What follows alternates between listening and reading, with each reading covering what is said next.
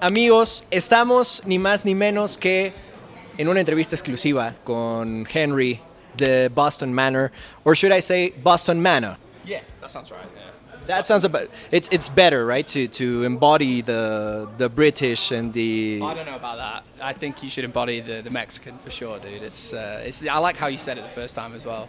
Well, first time in Mexico City, and it's been hectic. You decided, well, I believe you did not have a say on that, but you ended up visiting Mexico City for the first time on a Friday, which is normally the busiest. You can actually take a drive around the city, and so you have not only been in Mexico City for a few hours, including the Friday afternoon, but also you've been going from one place to another because you've been, as we've been saying, a couple of interviews in kind of a media tour, if you will. Yeah, kind of. We've talked to a lot of people before the tour and stuff, which has been really cool, chatting to people.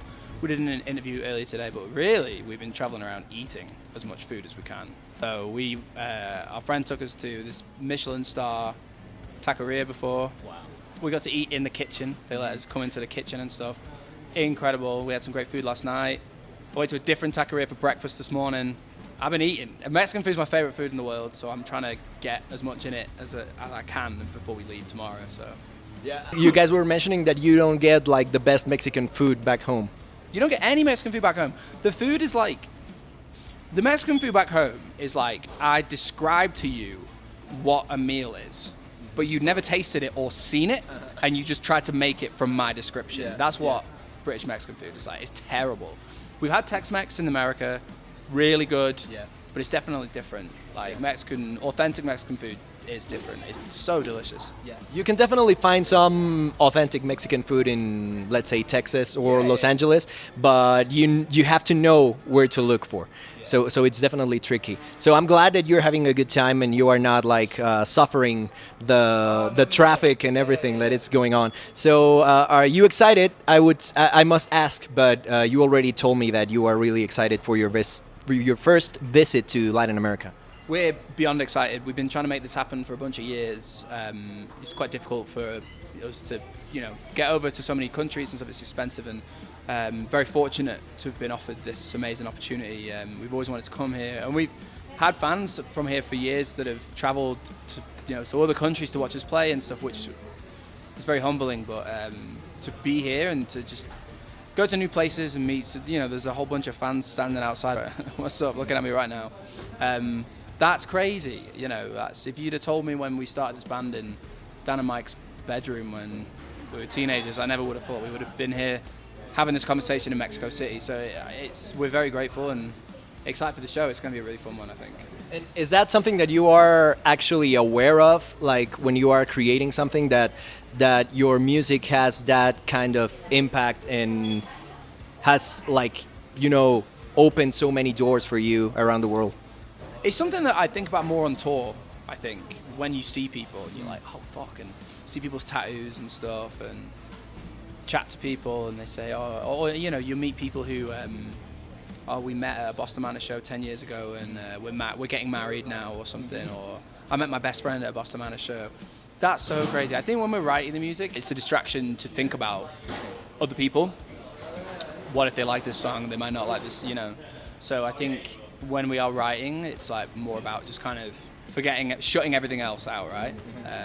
But every time we go on tour, wherever we are in the world, and we've been to a lot of places now, I'm forever shocked at how many people like our band, which is such a beautiful, we're so lucky. And I love that you bring that up because one of the things that I love the most about your band is that you seem to not care what's happening around you in the rock world or heavy music world, let's say, because in recent years, metalcore, for example, has become like the biggest thing, or we've been seeing like this revival of new metal or other subgenres of heavy music that tend to monopolize the conversation and tend to set like a dominion or a bar or certain expectation of different bands. And so even bands that stopped doing new metal back in the day because it was not cool, then they start to do new metal once again, and you see a lot of bands that are clearly jumping on a trend. And that is something that you've never done, at least from my perspective, is something that I admire. Well, thanks for saying that. I think we try to not be affected by other influences and, like you say, trends. I think a lot of people do, especially with the internet now. It's so easy to make music quickly. With modern technology, you can put together an EP in a couple of weeks if you want to. Presets, people even use AI now, which is depressing, but you can put together cut and paste metalcore quite easily if you want to. That's not to shit on metalcore. I think there's so many amazing metalcore bands out at the moment, and I like some of them. There's some metalcore stuff as well, but I do think, to your point, we're seeing a lot of copycat trend stuff because of the success of those bands. But yeah, I think we've always struggled in a way because I think there's not a convenient box for people to put us in. So sometimes people are kind of like, if a person likes metalcore, they might discover one band from another band because they know they like metalcore, they know that band's metalcore, so they'll like this band. We kind of slip between the cracks a little bit, so we're sometimes a little harder to find because we're influenced by a lot of different stuff. Yeah. There's hopefully stuff for a lot of people in our music to kind of grab onto if they do listen to it. But yeah, I think it just comes down to making the music you want to make, and if you really fucking love metalcore or whatever the genre, I'm just using metalcore as an example, but like shoegaze or pop punk or whatever it is, like metal, if that's the music you love to make, go make it. Like there's no prizes for being the weirdest sounding band out there, and we're certainly not one of them, but we like what we like, and when you start to get deep into a catalogue, we're started now working on I guess what is going to be, depending on whether you call Datura an album or not, like our 6th album, which is crazy. When you get that deep into it, it's sort of like you have to kind of almost like revert back to your very earliest influences and just make sure that you're still grounded in what the band is, because otherwise you can start to drift and drift and drift, and then before you know it, you don't know what you are anymore, right? Yeah.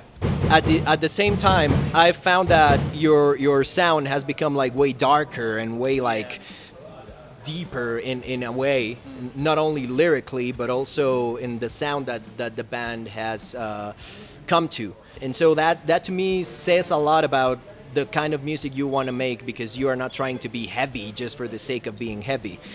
Yeah, totally. I mean, the kind of darker sound, I've always thought that best sums up what Boston Manor sounds like. Even if you go back to our like 2nd album, I mean, even our first record, if you consider it like an emo record, a pop punk record or whatever, it's still on the darker side. Songs like Copper and Kill Your Conscience and stuff are more like, have like moodier sections to them and stuff. But it just kind of goes down to what we like, like what we listen to. Like we love, stuff like Massive Attack, and we were listening to a lot of Brand New when we were growing up, and all those records are super dark and moody records, and all that kind of stuff, and Deftones a big influence on us, and so is Nine Inch Nails, and I think it's that side of what you're talking about of those bands' sounds. Yeah. Is probably, I can't speak for them, but for me that's the stuff that I'm drawn to. That's not to say it always has to be dark and stuff, but I enjoy. If I look back at our songs from all our albums, I prefer it, that side of it. And to your point, those examples, the vocals are not like the heaviest thing you can mention from their sound, right? Sure, yeah. I mean, we've done some heavy, like Sliding Doors on our latest record is like really screamy, but I guess it's when it calls for it. Like I don't really like, I'm not very good at screaming. I find it really hard. So I don't want to do it for the sake of doing it. Like if it calls for it, cool, but I don't know. I'm also like friends with so many like really good screamers, so it's just sort of like, I went on stage with Knock Loose in Outbreak this year, and I had to do a bit with Brian, who's like obviously got such an incredible voice, and I was like, oh man, I can't keep up with him, man. I'm not gonna arf. Exactly, right? Keeping up with the best. So I don't know. I'd love to be able to scream more and do better different stuff, but you I don't know, you just sort of do what comes naturally to you, I suppose. If it calls, that's the favorite part that I would take of it, because most bands, as I've said, like they tend to follow that trend or that path as to if we want to get heavier, that is the way we should follow, and that is something that I really admire from the sound that you've accomplished. Después de unas pequeñas dificultades técnicas, estamos de regreso platicando con Henry. Before we go, I have to ask you about that Bimbo Bread flyer for your Latin America tour. It was your idea, right? Yeah, I'd never seen it before, but I was just Googling what is something that is in all of these countries. This guy came up and I found like a little old 80s version of him that I thought was cute. So I just had some fun with it and thought it'd make somebody get a kick out of it, I don't know. But we put it on a tour t-shirt as well. I'm having one, definitely. So before we go, something that you'd like to say to your Latin American fans. It took you long enough to come this side of the pond, so definitely a lot of people that are watching right now are really excited, not only from Mexico, but from different Hispanic countries and Latin American countries. So anything you'd like to say to them? Just thanks so much for sticking with us. I know a lot of people have been listening for a long time. Sorry we haven't been able to get here until now. We've been trying, it's just quite difficult, but we're so happy to be here. We're really excited for these shows. We're going to be coming back to Mexico City next year. There's a show that hasn't been announced yet, but that'll be details to follow soon, which is awesome. Yeah, we'll see you at the shows. Thank you. Muchas gracias. Not a headline show, but a big one. Yeah. And you had your hands tied right now. Yeah, I'll get in trouble if I say any more, but yeah. But definitely an exclusive. It's something for us to have in mind because, as I said, after the excitement and the anticipation of your first visit to Mexico, something for us to keep our hopes high until your return. We're trying to come back, regularly now if we can. We'll see how this tour goes, but we'd love to. Definitely excited for tonight. Best of luck. And I cannot thank you enough for being so cool with the technical difficulties and everything. So really, thank you for your time, man. Really nice to meet you and to chat with you. Awesome. Peace. Thank you, guys.